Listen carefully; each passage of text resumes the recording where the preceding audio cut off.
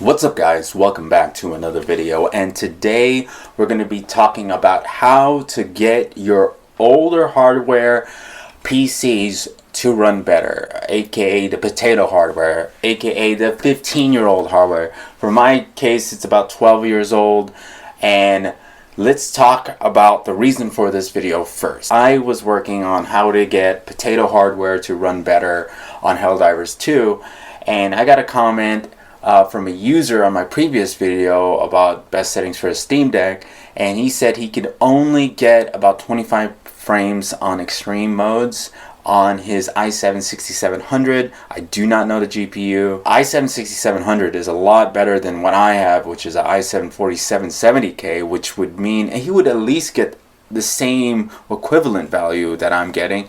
So that would make me understand that maybe his overall system is running slower, whether it's just the fact that maybe his disk space is filled up, he has too much bloatware, or maybe his PC needs a proper cleaning and it's maybe overheating. There's several things that could be making your PC run worse than it should. So this is a guide to tell you kind of a breakdown list and exactly what you need to get your hardware running better. And it doesn't matter if it's newer or older. This will work for pretty much any hardware out there. You may have some issues with some pre-built, like some Dells or something like that, or Lenovo's if you're using old workstations for gaming PCs and stuff. You'll have issues there because the BIOS menus are not as adept as an aftermarket one. From like the one I have from Asus, but what you'll notice is you're gonna get still performance gains. So first thing you want to do is you want to reinstall Windows. You want a fresh install in Windows to make sure you do not have any bloatware whatsoever, whether you downloaded it or it was already on your PC to begin with. Fresh in Windows install out of the gate. I don't care. There's going to be so many videos that tell you to do disk utility. Just no. Fresh Windows install onto an SSD. Has to be an SSD. Your OS is in a hard drive. You're screwing yourself. Put it on SSD. They're super cheap now. Less than 20 bucks will give your PC more life. I promise you that. Secondly, when you do those fresh Windows install, make sure you back up everything. Back up everything. You don't want to lose. Maybe it's a large game that you don't want to re-download or back it up on an external hard drive. If not, you're just going to have to re-download it all. Pictures and videos, you can back them out to Google Cloud up to like 5 gigabytes. So, there's ways to do it without extra hardware, but make sure your Windows is on a SSD. After you got a fresh Windows installed, the second thing you want to do is you want to make sure your BIOS is up to date. More time and time again, I've noticed when I'm working on friends and family's PC, the BIOS is out of date by several years. And by doing this, you're gonna give your PC components a lot more life. My BIOS was from 2009 when I bought this PC combo from Macari. My BIOS was backdated from 2009. Oh, it was an old BIOS. So when I updated the BIOS, the system overall ran about almost 50% better. Like, it ran well, and it was little stuttery. Stutters are all gone now. So make sure your BIOS is up to date. And this, again, is not a tutorial video on how to do that. I'm just telling you that you need to do that. So do some Googling, figure out what motherboard you have, figure out what BIOS you're on, and figure out how to update that BIOS. Okay, so once the BIOS is updated, your system overall should be running a hell of a lot better. Alright? Next, what we want to do is in your BIOS, and not everyone's going to be able to do this, you're going to be able to do some slight overclocking, whether it's just turning it from a standard mode to performance mode, and this basically means it's allocating more power, increasing fan speeds. That way your CPU can run a lot with a lot more juice, and then remember, a lot more juice means a lot more heat, so that's why it's going to increase fan speed. So if noise is an issue for you, maybe this is not what you want to do, but if you're lower end hardware and you want to play Helldivers 2, you're going to have to deal with the noise. Put headphones on, turn up the speakers. So set overclocks. This is not a video to tell you how to do overclocks. I suggest you just figure it out. I suggest you do some Googling, understand what these settings are, and do some trial and error. More than likely, you're not going to break anything as long as you do small intervals as you go up, especially if you mess with voltage. I don't rarely mess with voltage on this kind of hardware. I don't even think I could do it on this motherboard. I don't even know how to do it on this motherboard. But I have been able to change the core frequency and increase the overall utilization of the CPU from 3.5 gigahertz, which is its base operating, to 3.9, which is its max, and it stays during gaming around that 37 to 3800. So just doing some couple tweaks onto your BIOS will help. While overclocking your BIOS, check to see your profile on your DRAM. A lot of times, even though you have 1600 megahertz or 3200 megahertz, your RAM is going to be running at a lower frequency, and you need to change it, whether it's over XMP or you just need to change the frequency like I did over AI Tweaker. You can up the frequency. RAM frequency changes are more likely to cause blue screens than anything, first of all. So if you're changing some settings and then you have a bunch of them together and then you change the RAM frequency and then your system won't boot, I guarantee it is more than likely your DRAM overclocks.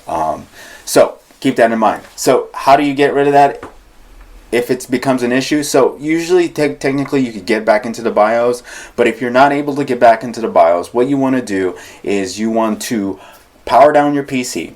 You want to turn off the power on the power supply.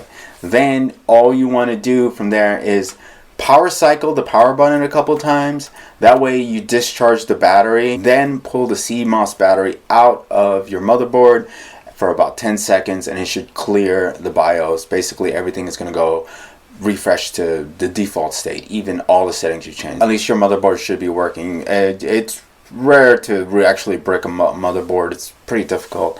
You have to be very negligent to do it, like me.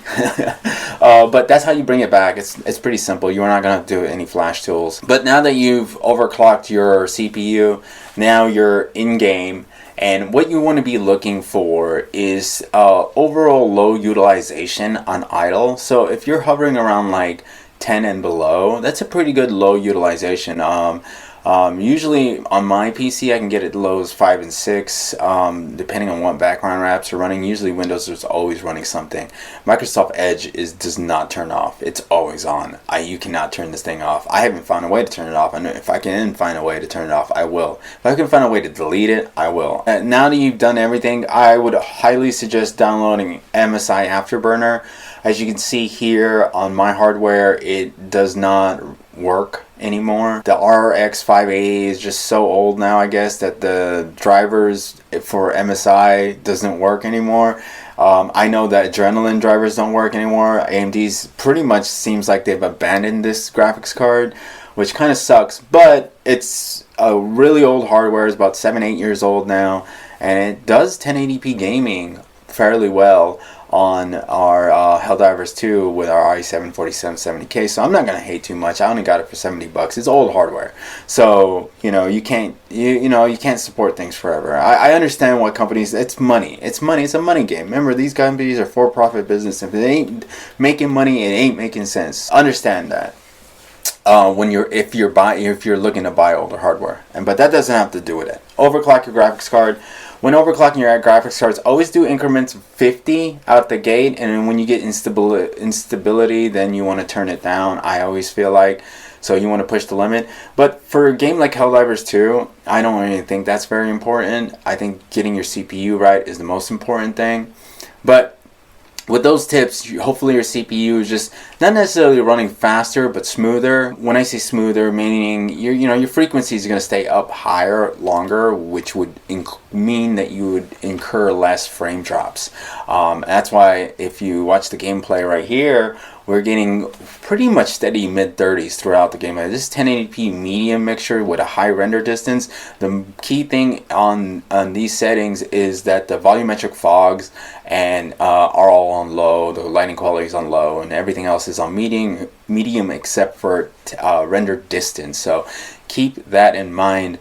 But as you can see, 1080p Very, very good gameplay. I don't know what happened here. I'm surprised we survived this last match, but definitely very, very, very, very good playable things. So a quick repeat of everything I talked about. Fresh Windows install onto SSD.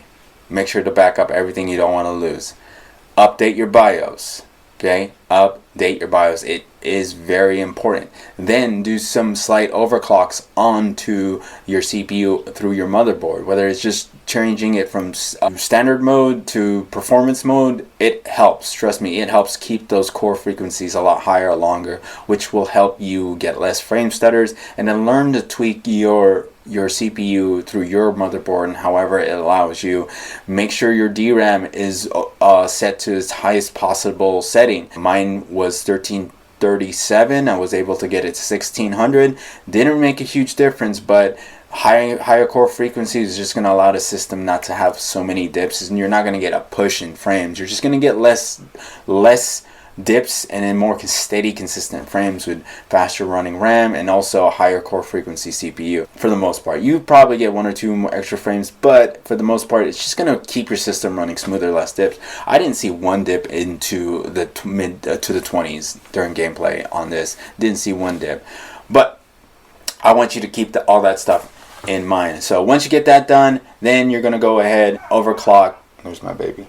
Then you're going to go ahead and overclock your GPU best you can. I don't think you're going to get too much out of it, especially if you're using older hardware, maybe a couple more frames. When your hardware is getting long in the tooth, you want to give it as much life as possible. And these tips, overclocking them, fresh Windows install, update the BIOS, make sure your drivers are up to date, will give your older hardware more life. And you could probably get easy mid 30 frames, and you can get better if you even drop down the resolution. You'll get better frames overall. And one thing I want to talk about FSR real quick. If you have FSR on, I would say between balance and quality mode, if you have it on those settings and it's not in performance mode, you should be below your native resolution. Alright, so if you're a 1080p monitor, you should be at 900p. If you're at 2K, you should be at 1080p. FSR works the best, in my opinion, and obviously it looks better in a higher resolution than it does on a lower. But FSR, in my opinion, was, and please tell me yours in the comments below, meant to be run on lower than native resolution. So on the Steam Deck, 800p is a native resolution. I dump it down to 720. Put FSR on quality, I get a jump of 4 to 5 frames. And that's how it's supposed to work, in my opinion. Technically, you can keep it at 800p and still get maybe 1 or 2 extra frames. But if you dump it down, you get higher frames. Also, one quick thing on the Steam Deck, and then I gotta get my baby, is that I found that reducing my megahertz on my GPU allowed my CPU to have more juice on my Steam Deck OLED, which didn't give me very much more frames, maybe 1 frame, but it gave me smoother frames all around. So there was a lot less dips, kind of exactly how I'm talking about on updating your potato PC with a fresh Windows install on a new SS. Update your BIOS and then learn to overclock your BIOS, and then go ahead, download MSI Afterburner and learn to overclock your GPU, and then you can get your hardware running tip-top. But other than that, guys, if you have any questions, comments, concerns, or if you have any other tips to get more performance out of your older hardware or weaker hardware, let me know in the comments below. But I gotta go. This baby's gonna lose it.